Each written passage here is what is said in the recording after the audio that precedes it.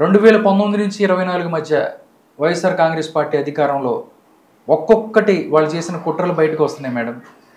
నిజంగా ఎంత నీచం అంటే ముంబైకి చెందిన కాదంబరి జైత్వాని అనే ఒక హీరోయిన్ని అక్రమంగా కేసు పెట్టి రిమాండ్కి పంపించి హింసించిన కేసు ఒక్కసారి బయటకు వచ్చిన పరిస్థితి.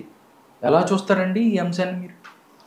అంటే మనం జగన్మోహన్ రెడ్డి ప్రభుత్వం ఉన్న రోజులు, వైసీపీ గవర్నమెంట్ ఉన్న రోజులు ఇంత అరాచకం జరిగిందా అనేది దేశం మొత్తం నివ్వెరిపోయేటట్టే అనిపిస్తుంది ఈరోజు ఈ అంశం చూస్తుంటే. ఎందుకంటే ఒక అమ్మాయిని ఐపీఎస్లు కూడా ఈ రకంగా వాడుకున్నారు. రాజకీయ నాయకులు, ఐపీఎస్లు, ఎవరైతే సీఎంకి సలహాదారుడుగా ఉంటున్న సజ్జల గారు ఇలాంటి వాళ్ళందరూ ఒక మహిళ మీద, ఒక అమ్మాయి మీద ఈ రకమైన అఘాయిత్యాలకు పాల్పడ్డారా? అంటే ఒక మహిళని ఇచ్చేయటానికి ఇంతమంది పెద్దవాళ్ళు కావాల్సి వచ్చిందా? అంటే ఎవరైతే రక్షణ కల్పించాల్సిన గవర్నమెంట్ వ్యవస్థ, పోలీస్ డిపార్ట్మెంటే కానీ ఎవరైతే సలహాదారుగా ఉన్నా, అంటే ఒక సీఎంకి సలహా ఇచ్చి రాష్ట్ర ప్రభుత్వాన్ని ఎలా నడపాలి అని ఒక సలహా ఇచ్చే వ్యక్తి, ఒక మాజీ ఎమ్మెల్యే, అంటే కంటెస్టెడ్ ఎమ్మెల్యేగా ఓడిపోయిన వ్యక్తి ఆయన కుక్కల విజయభాస్కర్ విద్యాసాగర్ కుక్కల విద్యాసాగర్ గారు ఆయన చేసే పనులు ఇవి అసలు ఆయన మూలన అంటే అది మొత్తం ఒక ఏపీ రాష్ట్రాన్ని అంతా భ్రష్టు పట్టించేసినట్టే అవ్వలేదా? అంటే అతన్ని ఒక్కడిని సేవ్ చేయటం కోసం ఒక రాష్ట్ర డిపార్ట్మెంట్లో ఉన్న వాళ్ళకందరికీ కూడా ఈరోజు ఆ కలంకం అంటుకుంది కదా. ఒక అమ్మాయిని వీళ్ళు ఇన్ని 45 రోజులు నిర్బంధించారు అని అంటే వీళ్ళు ఏ రకంగా వీళ్ళ ఆలోచన ఉండింది అంటే ఒక ఐపీఎస్ ఆఫీసర్లు కూడా ఈ రకంగా చేస్తారా? అంటే ఒక అమ్మాయిని ఈ రకంగా వాడుకుంటారు ఐపీఎస్లు అనేది కూడా వాళ్ళ దృష్టిలో ఏంటి అని చూస్తే మనకు అసలు ఏమీ అర్థం కావట్లా. ఎవరినైతే న్యాయం కావాలి, రక్షణ కావాలని, ఎవరికైనా బాధ ఉంటేనో ఏదైనా రక్షణ కల్పించాలని ఎవరి దగ్గరికి వెళ్తాం? పోలీసుల దగ్గరికి వెళ్తాం. ఫస్ట్ పోలీసుల దగ్గరికి వెళ్తాం.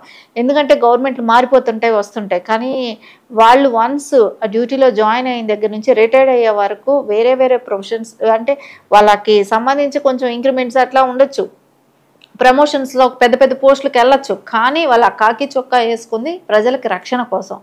అలాంటి కాకి బట్టలు వేసుకున్న వాళ్ళు ఇలా ఒక అమ్మాయిని ఒక పొలిటికల్ పార్టీతో కలిసి 45 రోజులు నిర్బంధించి వాళ్ళ ఇష్టాసారంగా వాళ్ళు అమ్మాయిని హరాస్మెంట్ చేయటమే కానివ్వండి, అమ్మాయిని వాళ్ళు ఇబ్బంది పెట్టడమే కానివ్వండి, ఇవన్నీ చూస్తే మళ్ళీ దానికి తగ్గట్టు మళ్ళీ వాళ్ళ పేరెంట్స్ను కూడా వాళ్ళని జైల్లో పెట్టడం ఏంటి,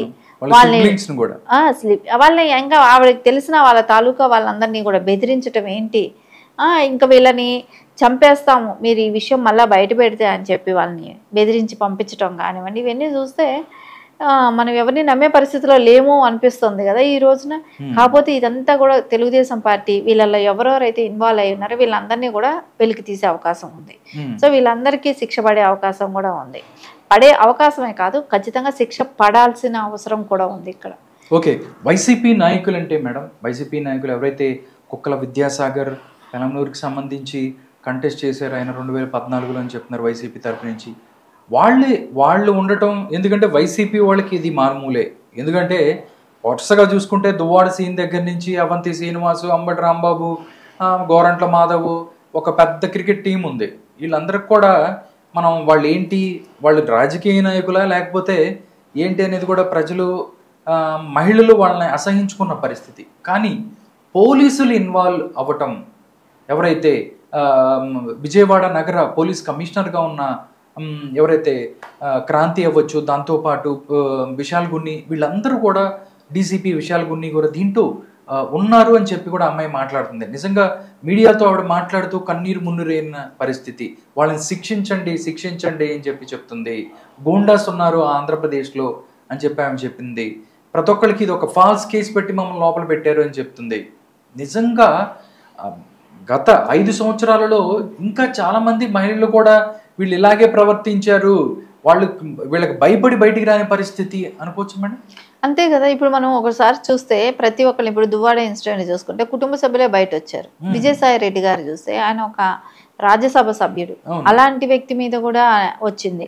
అంటే ప్రతి ఒక్కళ్ళ మీద వాళ్ళ అంటే అదేదో ఒక లైసెన్స్ ఇచ్చేసినట్టు అయిపోయింది. 5 ఏళ్ళు అధికారం ఉంటే మనం ఏమైనా చేయొచ్చు, ఎలాంటి ఇవైనా చేయొచ్చు అని ఒక లైసెన్స్ ఇచ్చేసినట్టు విచ్చలవిడితనం ఎక్కువైపోయింది. అందుకే ఇంట్లో కుటుంబ సభ్యులనైనా బాధ పెట్టడమే, బయట మహిళలనైనా బాధ పెట్టడం అనేది మనం చూస్తూనే ఉన్నాం.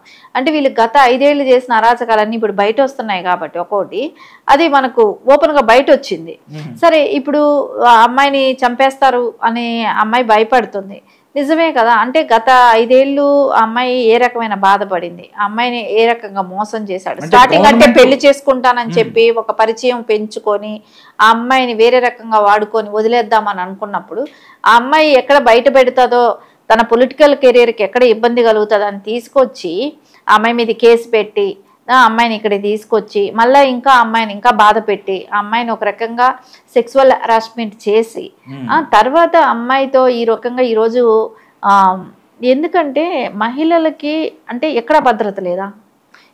ఎప్పుడైనా మనం ఒక గవర్నమెంట్ ఒక నిర్ణయం తీసుకుంటుంది మహిళలకి రక్షణ కోసం, ఏదైనా ఒక దిశ చట్టమో అది ఏదే అన్నాడు. ఒక దిశ చట్టం లేకనే లేదు ఆంధ్రప్రదేశ్లో, కానీ దిశ చట్టం మేము అమలుస్తాం అని చెప్పి ఆ రోజున ఉన్న హోమ్ మినిస్టర్సే కానివ్వండి, సీఎంఏ కానివ్వండి చెప్తా వచ్చారు. కానీ వీళ్ళే అలాంటి పరిపాలన, వీళ్ళే అలాగా బంధించి మహిళలని ఆ రకంగా ఇబ్బంది పెట్టారు అని అంటే ఎక్కడికి వెళ్తుంది? అవును, రాష్ట్రం ఏమైపోతా ఉన్నది? మొత్తం వీళ్ళు గత 5 సంవత్సరాలు పరిపాలన మాట పక్కన పెట్టి మేడం అన్ని ఇలాంటి దరిద్రమైన పనులే చేశారు. డబ్బులు దోచుకోవటం, డబ్బులు ఏదైతే ఎవరి దగ్గర ఉంటే దాచుకోవటం, ఇదే పరిస్థితి. మాట్లాడిన వాళ్ళ మీద కేసులు పెడతాం, నిజం మాట్లాడిన వాళ్ళని జైలుకి పంపించడం, ఇవే చేశారు. కానీ నిజంగా ప్రజా సంక్షేమం ఏం పట్టలేదు. మళ్ళీ ఏదో అన్నట్టుగా మా ఏదో అయిపోతుంది ఇక్కడ, రాష్ట్రపతి కావాలని పాలన కావాలని మాట్లాడుతున్న పరిస్థితి. నిజంగా వైసీపీ వాళ్ళకి సిగ్గుంటే నిజంగా వాళ్ళు ఇలాంటి పరిస్థితులు అధికారాన్ని అడ్డం పెట్టుకొని చేస్తారా మేడం? అధికారం అడ్డం పెట్టుకొని ఆడవాళ్ళతో ఈ రకంగా బిహేవ్ చేశారు అని అంటే ఇంకా వీళ్ళు ఎంతకైనా తెగించిన వాళ్ళే. అంటే దోచుకున్నారు, దాచుకున్నారు, డ్రగ్స్ కి బానిసలు చేశారు, అన్ని రకాల మహిళలని ఇబ్బంది పెట్టారు, కొట్టించారు, మనం చూసాం, అవమానపరిచారు. అసెంబ్లీ సాక్షిగా కానివ్వండి, సొంత కుటుంబ సభ్యులనే కానివ్వండి, ఇంకా అమరావతి రైతులు మహిళలనే కానివ్వండి, ఇట్లా మహిళల్ని రకరకాల ఇబ్బందులు పెట్టారు. కానీ ఇలా కూడా చేయొచ్చా, ఇలా కూడా చేస్తారా అనేది అయితే ఈరోజు ఓపెన్ అయింది కదా. అంటే మనం ఏ రాష్ట్రంలో కూడా ఇలాంటివి జరుగుండకపోయిండొచ్చు. ఎందుకంటే గవర్నమెంట్ ఇన్వాల్వ్మెంట్, డిపార్ట్మెంట్ ఇన్వాల్వ్మెంట్తో, అంటే ఈ చిన్న స్థాయి నాయకులు ఇన్వాల్వ్మెంట్ కాదు కదా డిపార్ట్మెంట్లో కూడా, ఒక ఐపీఎస్ రేంజ్ వ్యక్తులు దీనిలో ఇన్వాల్వ్ అయ్యి చేశారు అని అన్నప్పుడు సో ఎలాంటివి ఉంటాయి అంటే వాళ్ళు ఎంత ఫోర్సు అమ్మాయి మీద, ఎంత రకమైన మెంటల్ అమ్మాయికి ఒక రకంగా చెప్పాలంటే అమ్మాయి చనిపోతుందని కూడా అమ్మాయి ఊహించి కూడా ఉండొచ్చు. బై లక్ అమ్మాయి బతికిందేమో. అంటే అమ్మాయికి ఈ రోజు ధైర్యం వచ్చి ఇవన్నీ బయట పెడుతుంది కాబట్టి బయటకు వచ్చింది. మళ్ళీ వస్తే మాత్రం మళ్ళీ ఇంకొక 5 సంవత్సరాలు అసలు వీళ్ళు ఎక్కడ కనపడకుండా పోయేవాళ్ళు, అసలు బతకనిచ్చేవాళ్ళు కాదు కదా. సో ఈ రోజు ధైర్యంగా ఏంటంటే నారా చంద్రబాబు నాయుడు గారు మహిళలకి రక్షణ ఎలా ఉంటుంది అనేది గతంలో అందరూ చూసాం కాబట్టి ఆయన వచ్చాడు కాబట్టి ఆయన న్యాయం జరుగుతుంది. మనకు ఇప్పుడు ఏపీ స్టేట్లో న్యాయం జరుగుతుంది. మనం పడ్డ బాధే కానివ్వండి, మనం పడ్డ శిక్ష అలాంటిది, వాళ్ళ చేతిలో ఎలాంటి నరకమైన బాధలు అనుభవించారు, ఈరోజు మనకు ఒక న్యాయం జరుగుతుందని అమ్మాయి ఓపెన్ అవ్వటమే కానివ్వండి, ఆవిడ ఓపెన్ అయిన దానికి రేపు పొద్దున తగిన న్యాయమే జరగాల్సిన అవసరం కూడా ఉంది. ఎందుకంటే ఆంధ్రప్రదేశ్ ప్రభుత్వం కూడా దీన్ని ప్రతిష్టాత్మకంగా తీసుకుంది మేడం, కేసులు నమోదు చేస్తుంది. ముంబై వెళ్ళి, ఎందుకంటే మొన్నటి చూసి నుంచి 4-5 రోజుల నుంచి కూడా సోషల్ మీడియాలో ఎక్కువ సర్క్యులేట్ అవుతుంది, ఆవిడ మాట్లాడుతూ చేస్తుంది ఆంధ్రప్రదేశ్లో మహిళలకి రక్షణ లేదు అన్న పరిస్థితి. బట్ డెఫినెట్లీ దీన్ని తీసుకొని ఎవరైతే పోలీసు అధికారులను కూడా కఠినంగా ఎఫ్ఐఆర్ చేసి శిక్షించాలంటారా మీరు? పోలీసుల అధికారులైనంత మాత్రం అతీతం ఏం కాదు కదా. అంటే దానిలో పోలీసులు అన్నప్పుడు అందరూ తప్పు చేస్తారని లేదు, అందరూ కరెక్ట్ పర్సన్స్ ఉండరు. సో ఎవరైతే ఇలాంటి తప్పులకు పాల్పడ్డారో అలాంటి వాళ్ళైతే శిక్షిస్తేనే ఇంకొకళ్ళు చేయకుండా, అంటే పోలీసులు చేస్తేనే వాళ్ళకి శిక్ష పడింది అన్నప్పుడు నార్మల్ పబ్లిక్ కూడా భయపడతారు, నార్మల్ వాళ్ళు కూడా భయపడతారు. పోలీసులకే తప్పలేదు మనం ఏంటి అనుకుంటారు కదా. సో ఖచ్చితంగా దీనిలో ఎవ్వరు తప్పు చేసినా మహిళల విషయమే కాదు ఒక పిల్లల విషయంలో జరిగిన ఏ విషయంలో జరిగినా పోలీసులైనా ఎవ్వరూ అతీతం కాదు, న్యాయం ముందు అందరూ సమానమే. ఎక్కడ ఎలాంటి ఇబ్బంది జరిగినా పోలీసులైనా వాళ్ళు కూడా శిక్ష అనుభవించాల్సిందే అనేది ఒక మెసేజ్ అంటూ వెళ్తే ప్రజల్లోకి అలాంటి మెసేజ్ వెళ్తే తప్పు చేయకుండా ఉంటారు మిగతా వాళ్ళ పోలీసులకే వాళ్ళే శిక్ష అనుభవిస్తున్నారు, మనం జాగ్రత్తగా ఉండాలనే భయం వాళ్ళల్లో కూడా వస్తుంది.